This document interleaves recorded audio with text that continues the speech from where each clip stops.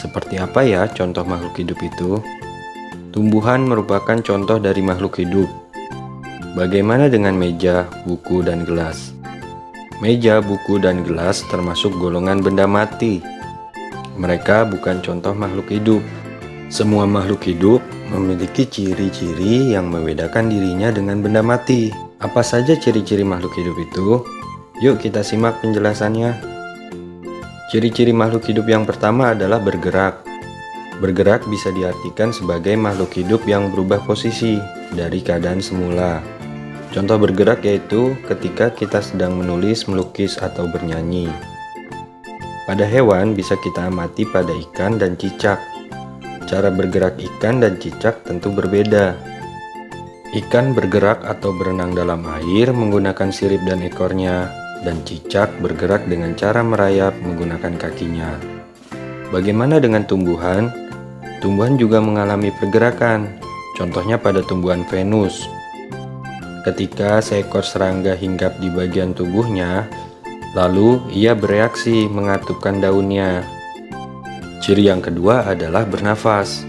Bernafas bisa diartikan sebagai pertukaran gas menghirup udara berupa oksigen dan mengeluarkan kembali berbentuk gas CO2 atau karbon dioksida, juga uap air.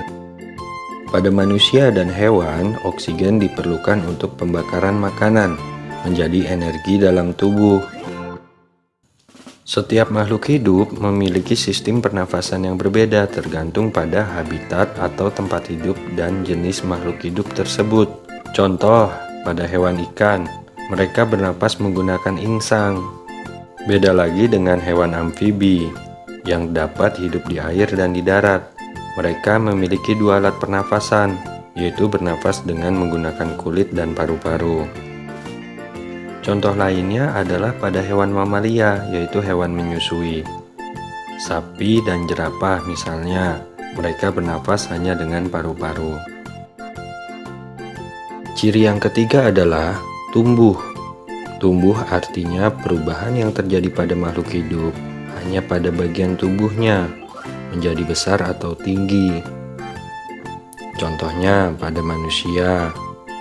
Manusia, perubahan tubuhnya akan menjadi lebih tinggi dari usia sebelumnya seiring dengan berjalannya waktu. Begitu juga terjadi pada tumbuhan dan hewan. Ciri yang keempat selanjutnya adalah berkembang biak. Berkembang biak artinya proses pada makhluk hidup menghasilkan keturunan. Contohnya pada manusia, hewan seperti ayam, jerapah, dan gajah. Pada manusia, gajah dan jerapah berkembang biak dengan cara melahirkan. Beda dengan ayam. Ayam berkembang biak dengan cara bertelur. Pada tumbuhan, contohnya seperti toge yang berkembang biak dengan biji.